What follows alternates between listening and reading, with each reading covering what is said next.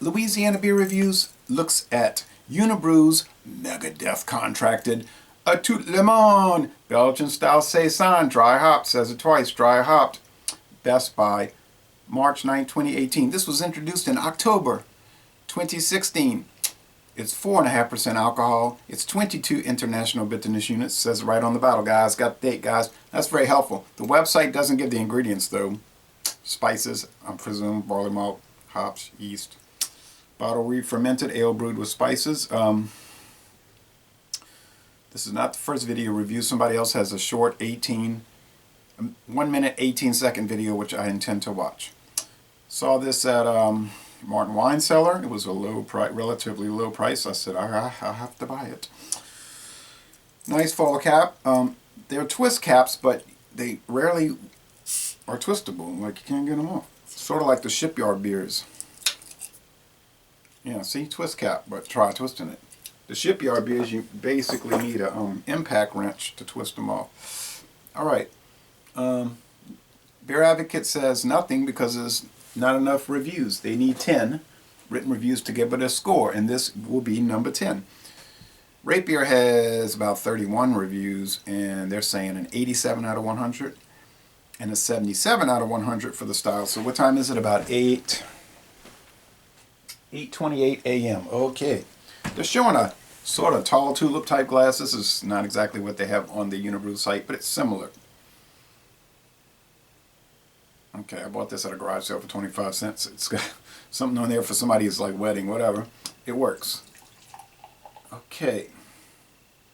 We had the Kiss beers, which I've never tried. The AC/DC, which I did try.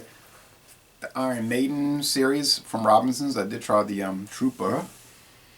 I would like to see other ones, like maybe they could have, let's say like a Beatles beer, Yellow Submarine Pilsner, or American Style Adjunct Lager, or Black Sabbath could make a Junior's Ice Lager, right? Junior's Ice beer, or Jefferson Airplane White Rabbit White Ale wit beer, or Triad Triple IPA, you know, something like that.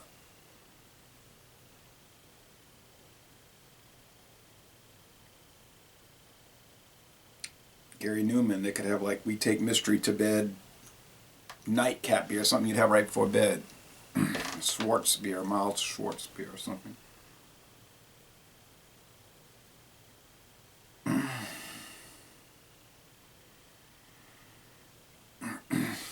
It's golden, orange gold, thick head. You're going to figure it's going to have a lot of clumpy lacing, making a little crackle. The head is mostly white. It's not stark white. The lighting here is not ideal. There's a lot of bubble action here. It's pretty charged, being that it's bottle fermented. Well, here we go. I've enjoyed the other Unibroue beers, even though I can't get the cap to screw off normally. You say you can't get the cap to screw off, then screw off. It smells like a Saison, a little bit of the Brettanomyces horse blanket type thing. General, or I shouldn't say general, expected spiciness, expected spices. And there's a whole detailed list of what it should smell like, but I didn't really read that. I'm going to go on my own. They're saying you should serve it pretty darn cold, like around 39 degrees.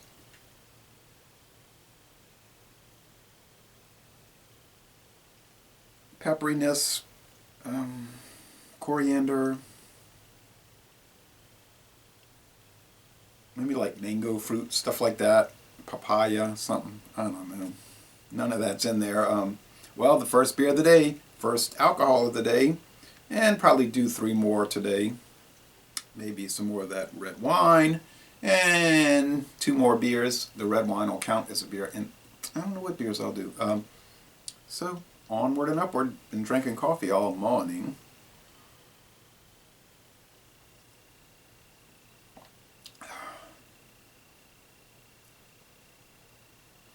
thought with Dave Mustaine being one of the main actors in the development of this beer that it would be a much more bizarre, unusual, and strange product instead of something like a standard, saison. But whatever.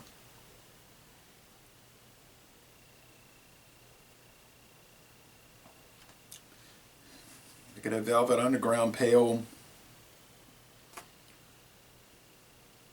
Couldn't be a blue lager.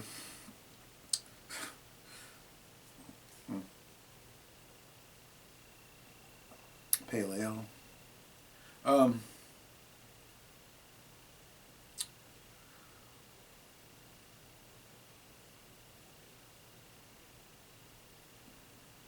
It's fruity, very grain, very grain.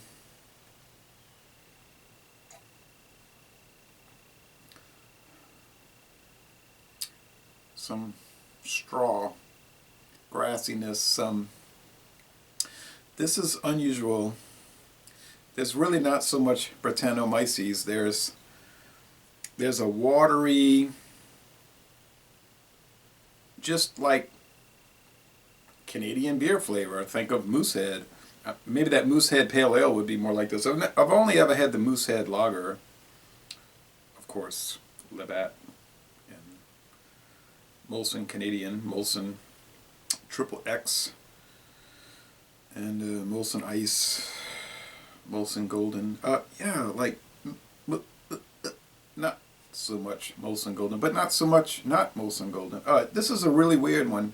Okay, I said it should be unusual. Okay, well, now it's becoming unusual. Mouthfeel's on the lower end of medium. The finish is fairly crisp. It almost has lager-like qualities.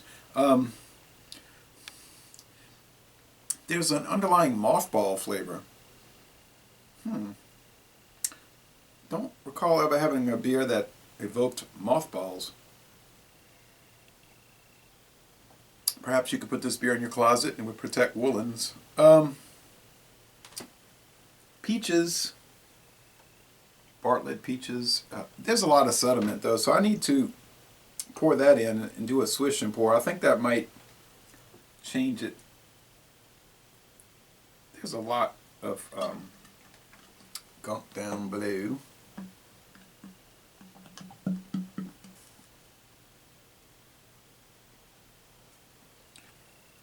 Jimmy Buffett could develop a lager, like make you think of the beach and flip-flops, and you could call it Land Shark. That's an idea. That's an idea. All right.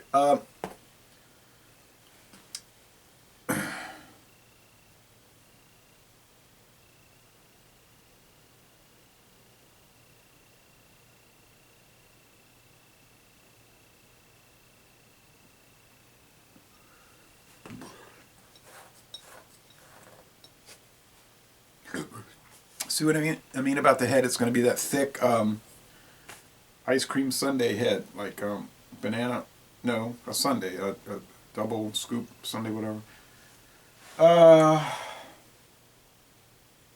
There's a gray cloud. It's not descending in globs, it's more like striated. It's like slowly compacted descending, which is interesting. Let's see if that changes anything. The smell, perhaps it's a little spicier. I know people say you get foam on your nose, but you got to get down into it sometimes to really get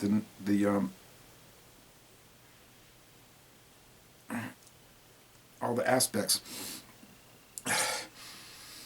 Yeah, there's yeastiness and grass again. Huh. Strange item.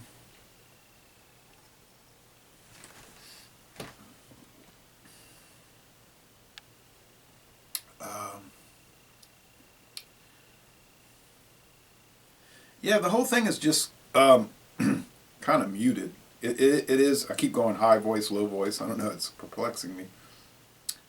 The whole thing is muted in its flavor. I don't find that it's like really outstanding in the flavor. It's not the flavors are not bad. Don't take this. there's nothing about this that's like off. I mean, the mothball thing wasn't too, too approachable. That has faded. That has faded just into the Bartlett pears. I remember when I did the Red Hook Audible Ale. The first time I said it's so dull, there's nothing to it. I gave it a C. I said it was just so blah. And this could be a situation like that where the first time I say, it's kind of ho-hum, and then maybe when I revisit it, I'll discover some things that I had not previously picked up with it. But I'm not picking up, honestly, a whole lot here.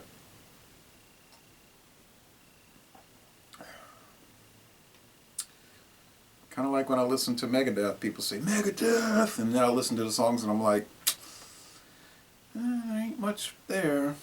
To me, it's like nothing.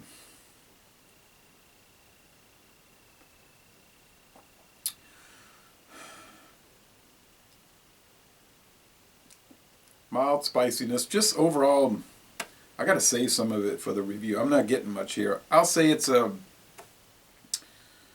B. It's good, I guess. It's good. Yeah, it's just good. But a lot of beers are good.